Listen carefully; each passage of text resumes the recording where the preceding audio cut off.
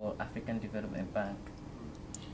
Actually, I think that the Y Summit is a very good opportunity to hear about what kind of innovation is out there as far as education is concerned.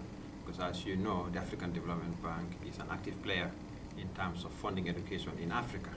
So this is an opportunity for us to see what is out there in terms of innovation.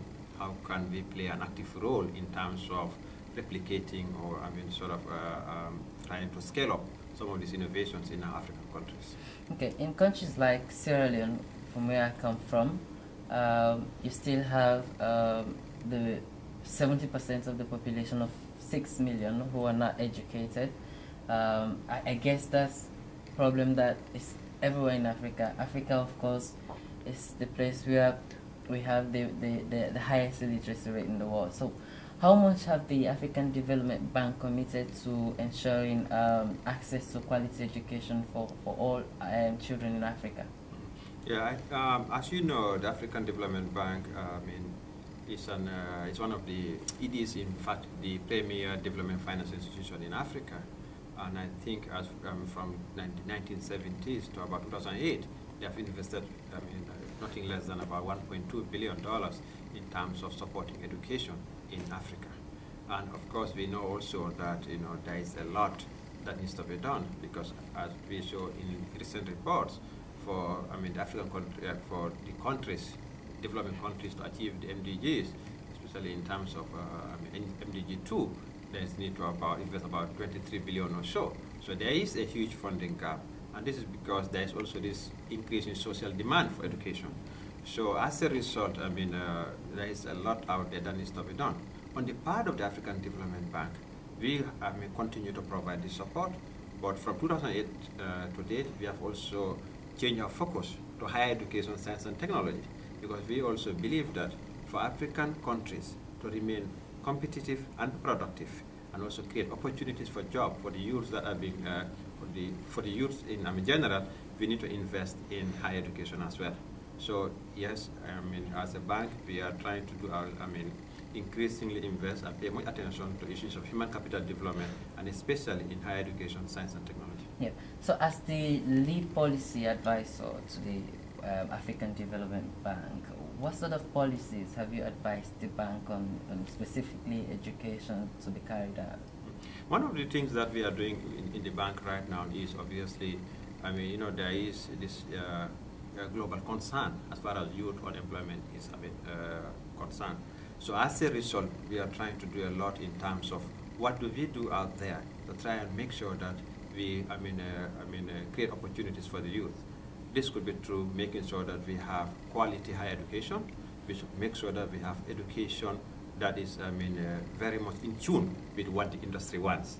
So to reduce the mismatches that used to be there in terms of providing, educating people that eventually don't get jobs. And we've seen that happening in the wake of the Arab Spring, for example. So we're doing a lot in terms of trying to create opportunities for the youth, and also trying to, encourage, innovation in Africa, science, technology. How do we make sure that our productive sectors, there's a lot of innovation in them? So these are opportunities that we are trying to do in order to open up opportunities and also promote inclusive growth so that everybody is involved as far as the growth is concerned. So as a speaker to the WISE 2011 Summit, what innovation initiative did you bring from the bank to this summit? What I think the session that the bank participated was in the area of exploring alternative financing for, alternative financing in developing countries, especially for education. And one of the things that we've been talking about is to first recognize that the most predictable and sustainable source of finance for education is through domestic resources. So the key and the most important thing is, what do we do to make sure that there is an effective and efficient utilization of domestic resources, be it for education or for other sectors?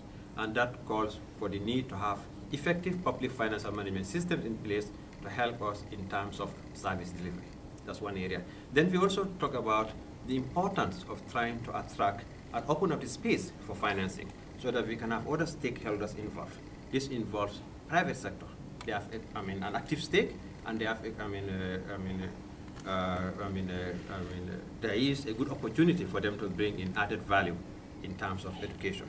Then foundations. In this conference, we have seen a lot of organizations from the philanthropy and the role they are playing in education.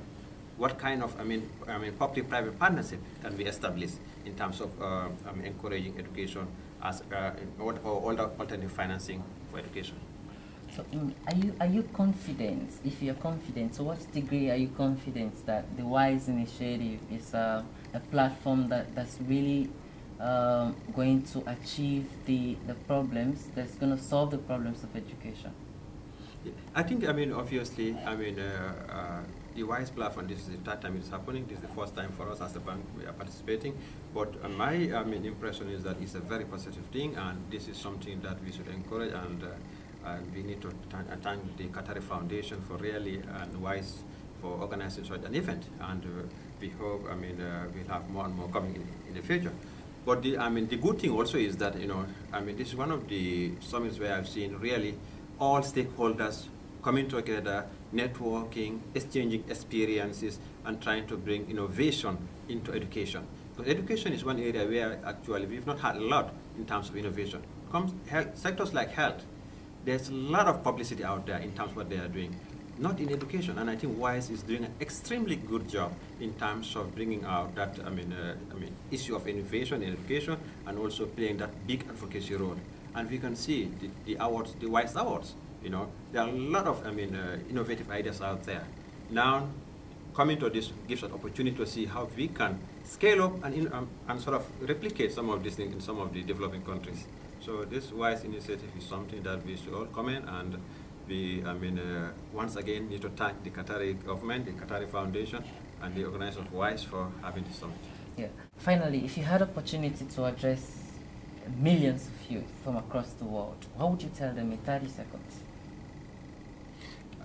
For me, I think what I will emphasize for many youth is that education is something that we should take up seriously, because it opens up doors and a lot of opportunities. There are a lot of opportunities out there that you can benefit from education. Thank you so much, Sir. Thank you very much.